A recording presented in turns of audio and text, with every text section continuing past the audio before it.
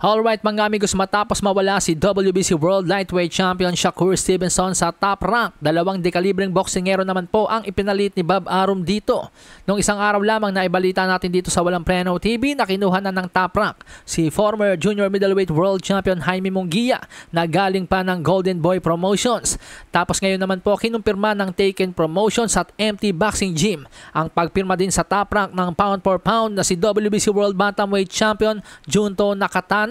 Masaya si Bob Arum sa pagkakakuha nila kay Junto Nakatani sapagkat naniniwala si Bob Arum na nag-uumpisa pa lang ngayon ang dominasyon ni Junto Nakatani o Junto Nakatani era. At balang araw daw ay magiging pound for pound king. Wika ni Arum, Junto Nakatani is an exceptional, unique talent. He is a force of nature and one of the sport's most vicious punchers. The Junto Nakatani era is just starting. He will be the pound for pound king one day, and I am thrilled that he's decided to join the top rank stable. Nagpapasalamat din naman si Nakatani at napabilang siya sa loaded roster ng top rank. Aniya, I want to thank Bob Arum and everyone at top rank. This is a significant moment in my career and I want to continue giving boxing fans great fights.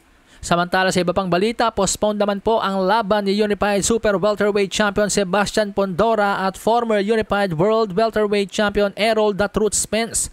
Kinumpirma po yan ng mismong promoter ni Sebastian Pondora na si Samson Lukowicz. Kung ating nga pong matatandaan, October dapat yung laban nitong si Sebastian Pondora at Errol Spence Jr.